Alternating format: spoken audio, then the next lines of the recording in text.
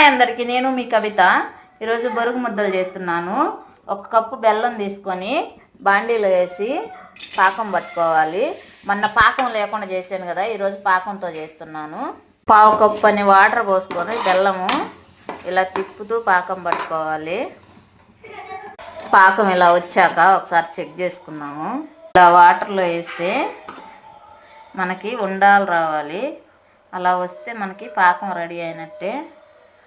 ఇదిగో ఇలా వచ్చింది, పాకం రెడీ అయింది. మనం 1 కప్పు బెల్లం తీసుకున్నాం కదా, 3 కప్పులు బొరుగులు వేసుకోవాలి. ఈ 3 కప్పుల బొరుగులు, ఈ ఏపీ బొరుగులు నేను డైరెక్టర్ తీసుకున్నాను. ఇలా బాగా తిప్పేసి గ్యాస్ ఆఫ్ చేసి ఉండలు చేసుకోవాలి. గ్యాస్ ఆపుకొని కిందకి దింపుకున్నాక చల్లారకుండానే ఉండలు కట్టుకోవాలి. చల్లారితే మనకి సరిగా ఉండలు రావు. ఇదిగో అన్ని ఉండలు చేశాను. ఇప్పుడు గాలి ఆడకుండా ఉండే బాక్స్లో పెట్టుకొని 2-3 వారాలైన తినొచ్చు. కానీ నేను కొన్నే చేశాను, నాకు ఈ 2-3 రోజులే వస్తాయి. ఇలా 2 పదార్థాలతో పొరుగు ముద్దలు చేసి మీ పిల్లలకి ఇవ్వండి. చాలా సింపుల్ ఇవి చేయటము. ఈ వీడియో నచ్చితే లైక్ చేయండి, షేర్ చేయండి, సబ్స్క్రైబ్ చేయండి.